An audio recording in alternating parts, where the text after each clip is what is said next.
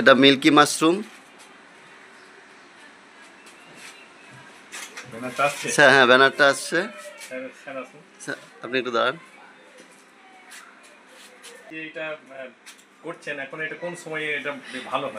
এটা অ্যাকচুয়ালি গরমেই ভালো হয়, মানে যত টেম্পারেচার হবে তত প্রোডাকশনটা ভালো হবে।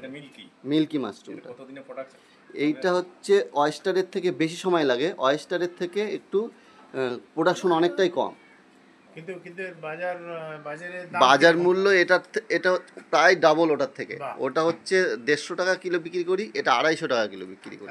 বাজারের চাহিদাটা বেশি, বাজারের চাহিদাও ভালো আছে এটার। এইটা তো মানে যদি কেউ মনে করে পনিরের পিসে একে শেপ দেবে, পনিরের পিসেও শেপ চলে আসবে। মালদার বাইরে মানে ওয়েস্টারটা এমনি তেলে ভাজা থেকে আরম্ভ করে বিভিন্ন রকম ভাবে খাওয়া যায়।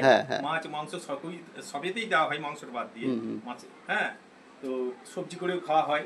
এটা কি সেই রকমই হবে? এটা সেই রকমই হবে, কিন্তু এইটার বিশেষত্ব হচ্ছে এমন যে এই মাশরুমটা অয়েস্টার মাশরুম যেমন চেনা যায় যে আমি অয়েস্টার মাশরুম খাচ্ছি, অয়েস্টার মাশরুম, কিন্তু এইটা যদি মানে লুকিয়েও খাওয়া যাবে, মানে চেনা যাবে না। যদি আমি পনিরে যেমন ছোটো ছোটো করে পিস করে যদি দিয়ে দিই আর পনিরের সাথে যদি এটা মিক্স করে দিই, তাহলে কেউ বুঝতেই পারবে না যে এটা মাশরুম না এটা পনির।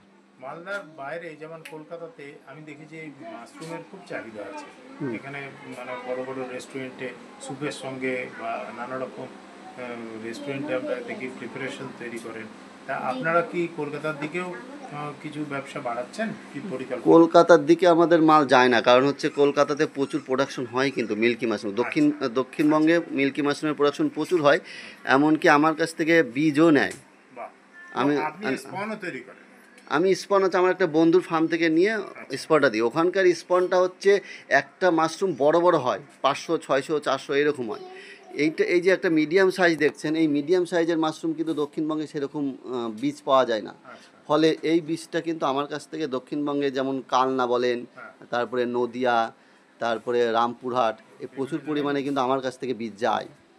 আরেকটা কথা জিজ্ঞেস করি, এই যে আমরা যে এটা দিয়েছি, ভুসিটা দিয়েছি বা খড় দিয়ে, যেটা এটা গমের ভুসি, দাও। হ্যাঁ, গমের ভুসি, আবার খড়ও কেটে দেওয়া হয়। অবশ্যই খড়ও দেওয়া যাবে, খড় দিয়ে বেবিস্টিন দিয়ে শোধন করে করা হয়। এখানে যে আপনি একটা সার দিয়েছেন, ভার্মি বা জৈব সারের মতো, ওটা অ্যাকচুয়ালি ওই মাটিটা হচ্ছে তৈরি করা, নর্মাল মাটি নয় কিন্তু। বুঝলাম। তাহলে কি আমরা তো দেখেছি যে ওয়েস্টার যখন মাশরুমটা তৈরি করে তখন এর মধ্যেই হয়, এটা কি মাটিটা কি দিতেই হবে বা জৈব সার? হ্যাঁ, দিতেই হবে, না হলে প্রোডাকশন হবে না। হ্যাঁ, প্রোডাকশন ফুটিং বডি বেরাবে না, মানে মাটি দিতেই হবে। হ্যাঁ, যেমন হচ্ছে বাটন মাশরুমের জন্য মাটি দিতে হয়। বাটন মাশরুম তো ডাইরেক্ট